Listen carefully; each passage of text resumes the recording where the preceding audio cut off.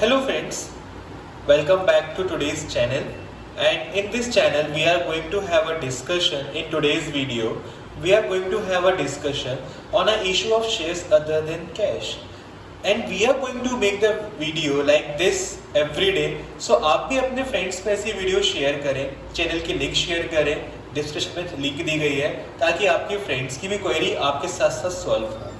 Let's move towards the video.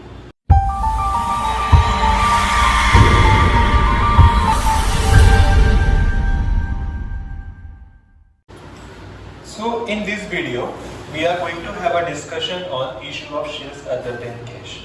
हम लोगों ने लास्ट क्लासेस में देखा था कि शेयर्स को हम इशू कर रहे हैं, बट उसमें बेसिकली हमने क्या किया, उसके अंदर हमने एक एंट्री पास करी थी लेटर ऑफ बैंक, जिसके अंदर हमने एडमिशन के एप्लीकेशन की एंट्री पास करी. एप्लीकेशन के अंदर फर्स्ट एंट्री पास करी थी जिसमें हमने अमाउंट रियलाइज करा था.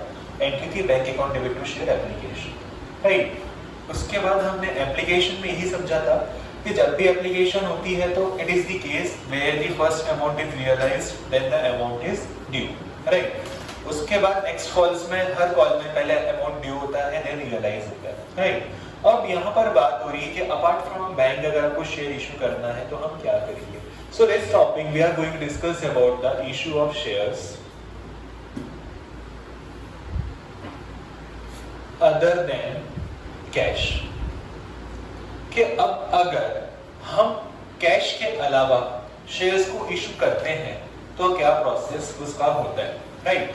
तो शेयर्स के अलावा हम कब कैसे करेंगे, तो सबसे पहले हम कैसे कर सकते हैं शेयर्स का इशू कि जब हम कोई एसेट्स परचेज कर रहे हैं. सपोज यहाँ पर मिस्टर एक्स है, राइट. अब मैंने क्या किया, like I am the accountant of the company. मैंने क्या किया कि मैंने एक शेयर उनसे बोला कि भाई ठीक है आप मुझे एसेट्स को सप्लाई कर दो मेरी कंपनी के लिए, मैं आपको पैसे की बजाय अपनी कंपनी के शेयर्स इशू कर दूंगा. तो अपार्ट फ्रॉम दिस मैंने क्या किया, उनको पेमेंट नहीं किया, ना ही उन्होंने मुझे कैश दिया, but he is one of the person जिसके पास हमारी कंपनी के शेयर्स हैं, ठीक है. तो we can say that issue of shares other than cash का मतलब क्या हुआ कि यहाँ पर मिस्टर एक्स थे जिनसे मैं कौन, कंपनी, मैंने क्या किया, परचेज की, और मैंने कंपनी ने क्या पे किया, शेयर्स को. So this is the case where the shares are issued other than cash, right. अब इस केस में हम क्या करते हैं कि पहली प्रोसेस क्या हो रही है, first process is purchasing of the asset. पहला पॉइंट क्या हुआ कि हमने एसेट को परचेज किया. तो यहाँ पर पहला इवेंट, अगर मैं इवेंट की बात करूं तो पहला इवेंट आया purchase of asset, right. Next event क्या आएगा, अब एसेट्स को परचेज किया. अब परचेज एसेट्स को परचेज करने के बाद नेक्स्ट इवेंट जो होता है that is issue of shares. कि हमने क्या किया, शेयर्स को इशू किया कि अब जो हमारे शेयर्स हैं उनको मैं इशू कर रहा हूं, right. So these are the two main cases which we are going to discuss in this video, right, in this class. So basically क्या है कि परचेज ऑफ एसेट्स की अगर मैं बात करता हूं, जब भी मैं एसेट्स को परचेज करता हूं, एसेट्स को अगर मैं परचेज कर रहा हूं तो मैं क्या एंट्री पास करूंगा, debit what comes in, that is assets account debit to cash. ये एंट्री हमने 11th क्लास में पढ़ी थी. लेकिन यहाँ पर क्या हो रहा है, क्रेडिट परचेजेस हो रही है. परचेज जो हो रही है वो कैसी हो रही है, क्रेडिट हो रही है. Means we are not paying anything on behalf of assets या ऑन परचेज ऑफ एसेट्स. कि हम जब भी एसेट्स की परचेज कर रहे हैं तो we are not paying a single penny. So it is, can we say that it is a credit purchase, yes it is a credit purchase. तो उस केस में अगर मैं एंट्री की बात करूं तो एंट्री होती है sundry assets account debit to vendor, right. Who is the vendor, vendor कौन है, the person from who we have purchased the asset. इस केस में वेंडर कौन है, मिस्टर एक्स. कि ऐसे पर्सन जिनसे मैंने एसेट्स परचेज करी है और उनको मैंने कुछ भी पे नहीं किया. He is the one, he is the person from whom we have purchased the assets और मैंने उनको उसके behalf में कुछ भी पे नहीं किया है. This is the entry number 1 which we are going to pass during the case of consideration other than cash. अब इसके अलावा अगर बात करूं नेक्स्ट, तो अब नेक्स्ट में क्या करूंगा, मैं जो वेंडर है उनको मैं क्या कर रहा हूं, शेयर्स इशू करूंगा. So in the next step I am going to issue the shares to him. So who is the vendor now? A vendor becomes the receivable. अब वो क्या करेंगे, मेरे से शेयर रिसीव करेंगे. So ultimately he is going to be my creditor, I can say, right? So I will pass the entry as vendor account debit,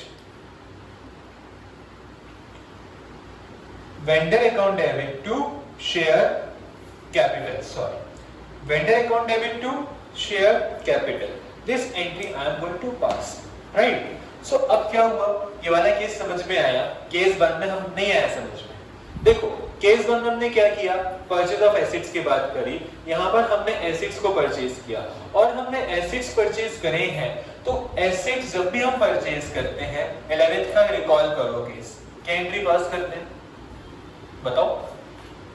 assets purchase करते हो, entry क्या पास करते हैं, assets account debit to cash, simple entry pass करते हैं. Golden rule table बेटा, debit what comes in, credit was goes out. तो जो भी हमने परचेज किया उसको हमने डेबिट किया. यहाँ पर क्या आया, मेरे पास एसेट्स है, इसलिए मैंने एसेट्स को डेबिट कर दिया. गए क्या, कुछ गया नहीं गया. क्यों नहीं गया, क्रेडिट परचेज थी, पैसा तो देना ही नहीं था. तो क्रेडिट परचेज सिस्टम हमने क्या किया, वेंडर को अपना क्रेडिटर बनाया और उसको क्रेडिट कर दिया. यहाँ तक समझ में आई ये वाली एंट्री? नहीं आई? ऐसा कोई जिसको नहीं आई हो समझ में?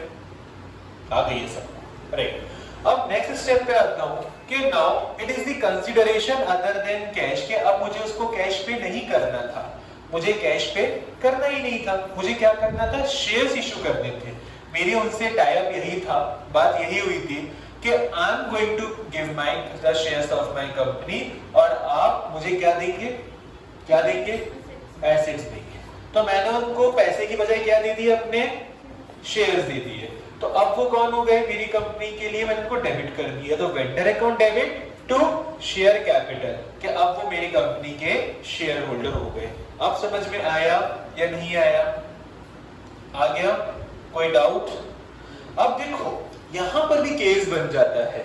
अब जो हमने लास्ट क्लास फर्स्ट में पढ़ा था, मतलब फर्स्ट क्लास ऑफ शेयर्स में, कि इशू ऑफ शेयर्स जिसके अंदर हम 3 टाइप से शेयर इशू कर सकते हैं, that is at par, at premium and at discount. Alright, तो यहाँ पर भी ये चीज पॉसिबल है कि हो सकता है हम वेंडर को शेयर्स प्रीमियम पे दे दें, हो सकता है हम वेंडर को शेयर डिस्काउंट पे दे दें, हो सकता है हम वेंडर को एट पार दें. It is a face value.